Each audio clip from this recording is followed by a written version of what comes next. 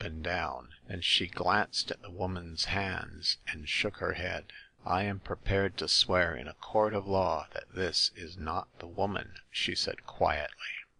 "Rubbish, rubbish!" cried Miss Lyle, flushing.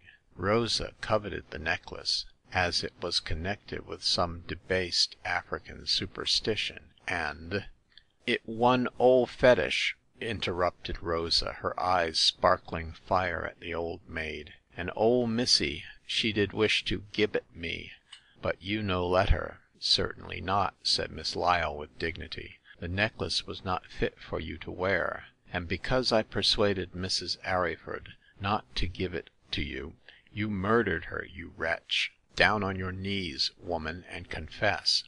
"I no fess!" exclaimed the terrified negress. "I no kill my missy. I no gib dose amber beads for money. If dose beads mine, I keep dem.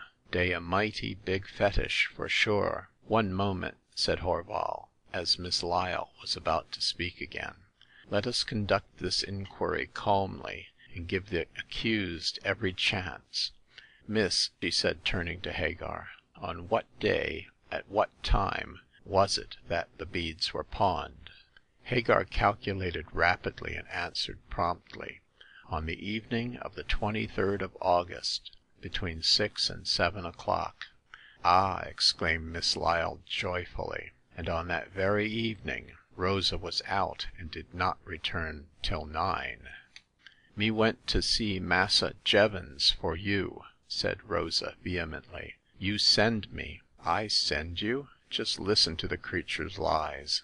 Besides, Mr. Jevons's rooms are in Duke Street, St. James, whereas it was at Lambeth you were.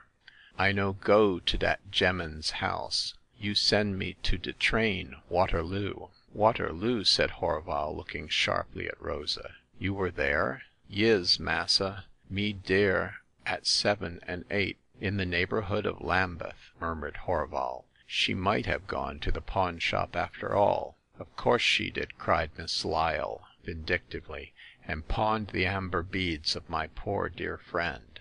"She did nothing of the sort," interposed Hagar with spirit. "Whosoever pawned the beads, it was not this woman. Besides, how do you know that Rosa killed Mrs. Arryford? She wanted the beads, young woman, and she killed my friend to obtain them." "No, no! Dat one big lie."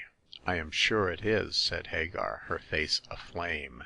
"I believe in your innocence, Rosa. Mr. Horval," she added, turning to the detective, "you can't arrest this woman, as you have no grounds to do so." "Well, if she didn't pawn those beads—" "She did not, I tell you." "She did!" cried Miss Lyle angrily. "I believe you are an accomplice of the creature's." What reply Hagar would have made to this accusation it is impossible to say, for at this moment a young man walked into the room. He was good-looking in appearance and smart in dress, but there was a haggard look about his face which betokened dissipation. "This," said Miss Lyle, introducing him, "is my nephew, the heir to the property of my late dear friend. He is resolved, as such heir, to find out and punish the assassin of his benefactress. For my part, I believe Rosa to be guilty." "And I," cried Hagar with energy, "believe her to be innocent." "Let us hope she is," said Jevons in a weary voice as he removed his gloves. "I am tired of the whole affair." "You are bound to punish the guilty," said Miss Lyle in hard tones. "But not the innocent," retorted Hagar, rising. "Young woman, you are insolent." Hagar looked Miss Lyle up and down in the coolest manner. Then her eyes wandered to the well-dressed figure of Jevons, the heir. What she saw in him to startle her it is difficult to say, but after a moment's inspection she turned pale with suppressed emotion. Stepping forward, she was about to speak, when checking herself suddenly, she beckoned to Horval and advanced towards the door. "My errand here is fulfilled," she said quietly. "Mr. Horval, perhaps you will come with me." "Yes, and you can go also, Rosa," cried Miss Lyle, angered by the insulting gaze of the girl. "I am mistress here in my nephew's house, and I refuse to let a murderess remain under its roof." "Be content," said Hagar, pausing at the door. "Rosa shall come with me, and when you see us again with Mr. Horval, you will then learn who killed Mrs. Arryford, and why." "Insolent hussy!" muttered Miss Lyle, and closed the door on Hagar, Horval, and the black woman. The trio walked away, and shortly afterwards picked up an omnibus, in which they returned to the Lambeth pawn shop. Hagar talked earnestly to Horval the whole way, and from the close attention which the detective paid to her, it would seem that the conversation was of the deepest interest.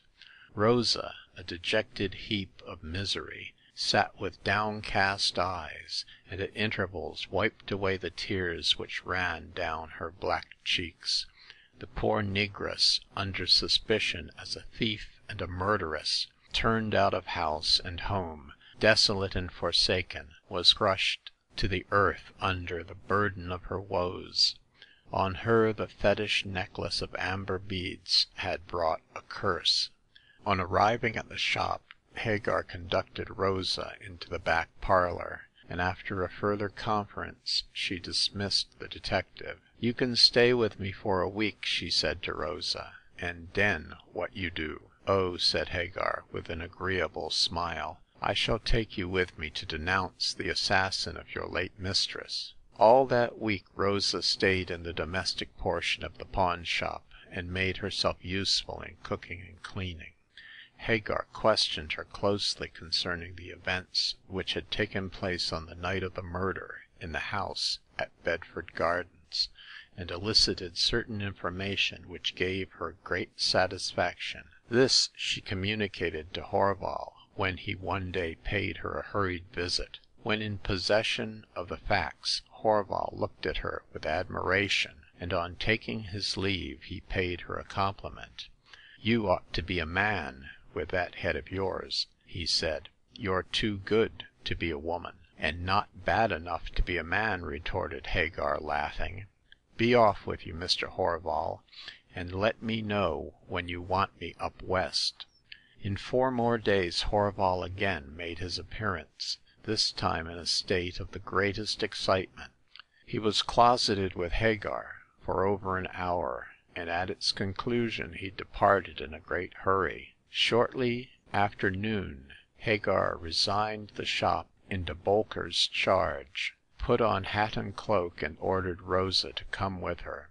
What the reason of this unexpected departure might be, she did not inform the negress immediately, but before they reached their destination Rosa knew all, and was much rejoiced thereat. Hagar took Rosa as far as Duke Street, St. James, and here, at the door of a certain house, they found the detective impatiently waiting for them. "Well, Mr. Horval," said Hagar, coming to a stop, "is he indoors?" "Safe and sound," replied Horval, tapping his breastcoat pocket, "and I have got you-know-what here. Shall we come up?" "Not immediately. I wish to see him by myself first. You remain outside his door, and enter with Rosa when I call you." Mr. Horval nodded with a full comprehension of what was required of him, and the trio ascended the dark staircase. They paused at a door on the second landing. Then Hagar, motioning to her companions that they should withdraw themselves into the gloom, rapped lightly on the portal. Shortly afterwards it was opened by Mr. Frederick Jevons, who looked inquiringly at Hagar. She turned her face towards the light which fell through the murky staircase window, whereat, recognizing her, he stepped back in dismay. "The pawn shop girl," he said in astonishment. "What do you want?" "I wish to see you," replied Hagar composedly, "but it is just as well that our conversation should be in private." "Why, you can have nothing to say to me but what the whole world might hear." "After I have mentioned the object of my visit, you may think differently," said Hagar, with some dryness. "However, we'll talk here if you wish." "No, no, come in," said Jevons, standing on one side. Since you insist upon privacy, you shall have it. This